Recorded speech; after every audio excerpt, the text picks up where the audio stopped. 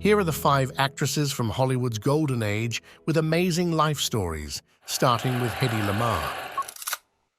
I don't want the youngest, I want the richest. An Austrian-American actress and inventor, Hedy Lamarr is best known for her roles in classic Hollywood films and her significant contributions to the field of wireless communications. Here's a more detailed look at her life. Born Hedwig Eva Maria Kiesler on November 9, 1914, in Vienna, Austria-Hungary, now Austria, Hedy was the only child of a successful banker and a pianist. She was raised in a well-to-do household and showed an early interest in acting. Lamarr began her film career in Europe. One of her earliest and most notable films was the controversial Czech film Ecstasy, which caused a stir due to its explicit scenes. She moved to Hollywood in the late 1930s after marrying Friedrich Mandl, a wealthy Austrian arms dealer who was reportedly controlling and kept her away from acting. She eventually fled the marriage and the country, landing in the US, where she signed a contract with MGM. Now renamed Hedy Lamarr, she quickly became one of Hollywood's top leading ladies, starring in films like Algiers and Ziegfeld Girl. She was often cast for her beauty, earning the moniker the most beautiful woman in film.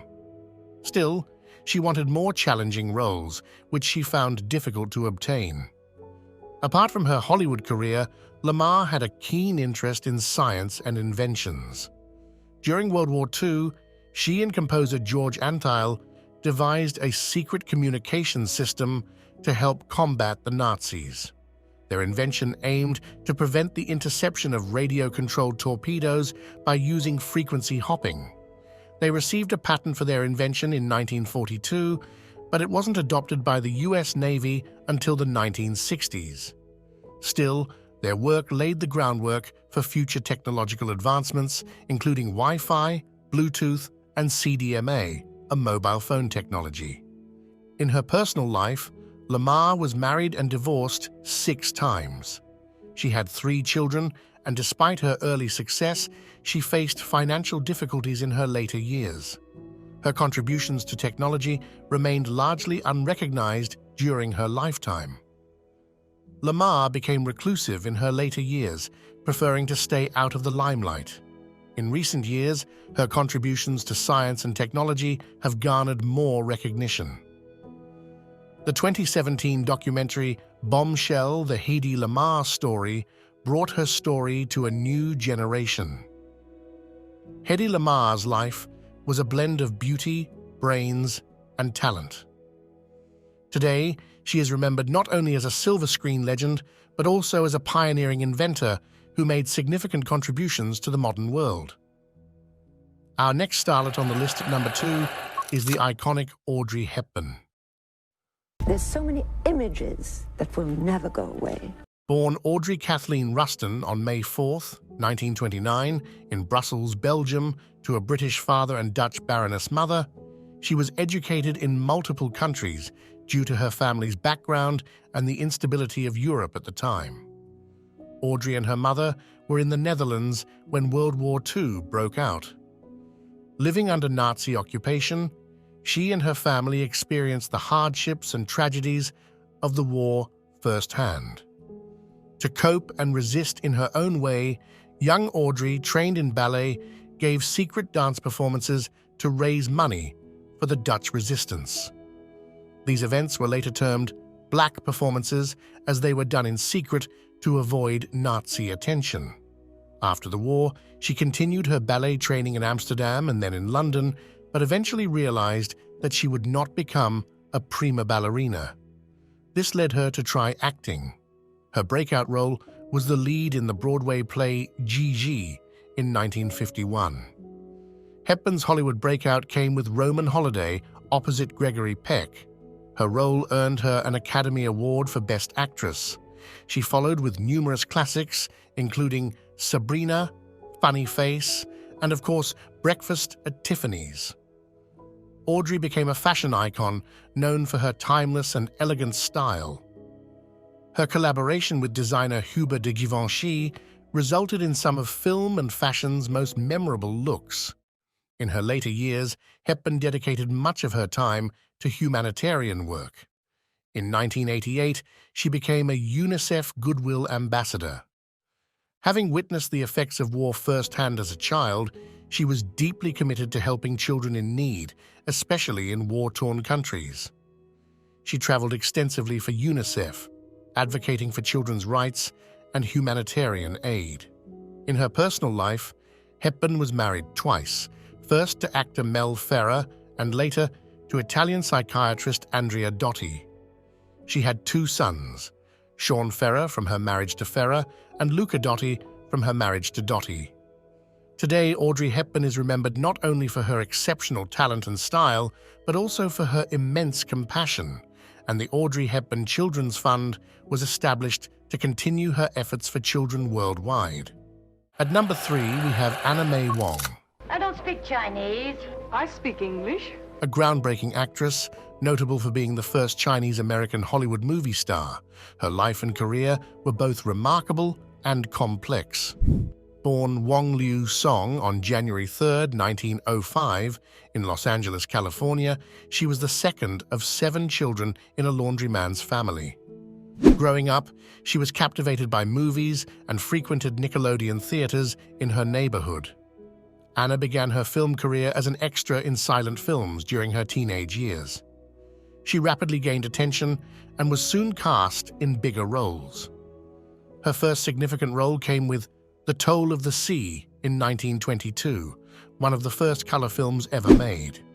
She then starred in the iconic Thief of Baghdad just 2 years later, alongside Douglas Fairbanks. Despite her talent and screen presence, Wong often found herself typecast in stereotypical roles due to Hollywood's racism and xenophobia. These roles often portrayed Asian women as exotic seductresses or as treacherous figures. Frustrated with the limited opportunities in Hollywood, Wong moved to Europe in the late 1920s. There, she starred in several successful plays and films, proving her capabilities as a leading actress. She returned to Hollywood in the 1930s, hoping for better roles. However, she still faced significant challenges. One notable disappointment was when she was passed over for the leading female role in The Good Earth in favor of a Caucasian actress, Louise Brooks, who was then made to appear Asian. May Wong was private about her personal life. While she was linked romantically to a few individuals over the years, she never married or had children.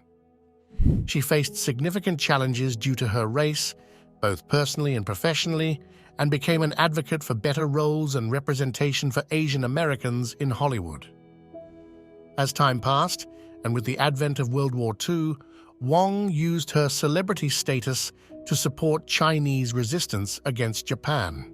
She also starred in a few anti-Japanese propaganda films. She continued to act in films and television into the 1950s, but was limited by the era's lack of roles for Asian American actors. May Wong's legacy is profound.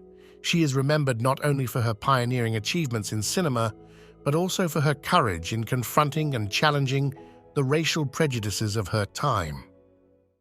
At number 4 is Louise Brooks, and that's what it amounts. And that's what it amounts. who remains an iconic figure in the world of film, particularly known for her distinctive bobbed haircut and her roles in silent films. Born Mary Louise Brooks on November 14, 1906 in Cherryvale, Kansas, she was the second child of 4. Her family later moved to Wichita, where she began dancing and quickly showed immense talent. Brooks began her entertainment career as a dancer, joining the Denishorn Dance Company at age 15, where she performed alongside the likes of Ruth St. Dennis and Ted Shawn. Her dancing career led to Broadway, where she performed as a chorus girl in George White's Scandals and later in the Ziegfeld Follies. By the mid-1920s, her beauty and talent attracted attention from Hollywood, and she began appearing in silent films. Brooks is best remembered for her work in German cinema, especially her role in Pandora's Box in 1929, directed by G.W. Pabst. Her portrayal of Lulu is often cited as one of the most memorable performances in silent film history. She also starred in the French film Prix de Beauté, but despite her European success, her Hollywood career did not ascend in the same manner. As talkies, sound films became the norm, Brooks's career began to wane. She made a few sound films, but they failed to revive her stardom. Louise Brooks had a tumultuous personal life, marked by a series of romances and affairs with high-profile figures of her era. Known for her sharp wit and independent spirit, Brooks did not conform to the expectations of women in her time. This nonconformity contributed to her difficulties in the Hollywood system. Brooks retired from acting in the 1930s and lived a private life, working at various jobs, including as a salesgirl and a radio host. In the 1950s, she began a second career as a writer. Her candid and sharp-witted writings provided unique insights into the world of early Hollywood. Film historians and enthusiasts began to rediscover and appreciate her films in the 1950s and 60s. Brooks became a cult figure, especially in cinephile circles. Her 1982 memoir, Lulu in Hollywood, further established her reputation not only as an actress, but as a keen observer of the film industry and its personalities. She is remembered today as a symbol of the Roaring Twenties and as a groundbreaking figure in cinema. Her bob haircut and unique style continue to inspire fashion and pop culture, and her films are studied for their artistry and innovation. Number 5. Marlene Dietrich.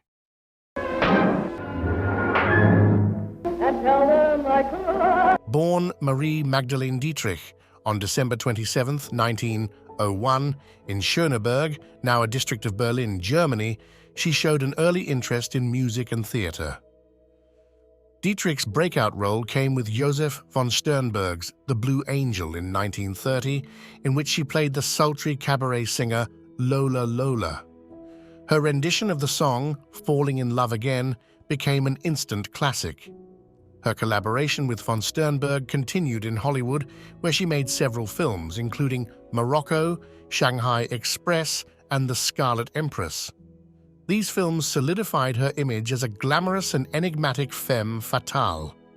As Adolf Hitler rose to power, Dietrich, who had become a U.S. citizen in 1939, was a vocal critic of the Nazi regime. During World War II, she traveled extensively to entertain U.S. troops, raise war bonds, and participate in anti-Nazi broadcasts in German.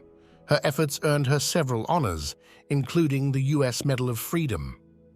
Dietrich was also known for her humanitarian efforts, housing German and French exiles and helping them escape the Nazi regime.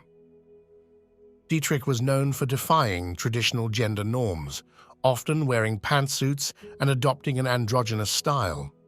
Her fashion choices would influence countless artists and designers in the years that followed. She had one daughter, Maria, from her marriage to Rudolf Sieber. Although they remained married until Sieber's death in 1976, they lived separately for many years. Dietrich had numerous affairs throughout her life, with both men and women, including relationships with actors, directors, writers, and military personnel. By the 1970s, Dietrich's health began to decline. She made her final film appearance in Just a Gigolo in 1978 and spent much of her last decade in seclusion in Paris. If you've enjoyed this video, be sure to give us a like and subscribe for more videos like these, and comment down below your favorite actress from Hollywood's golden age. Until next time,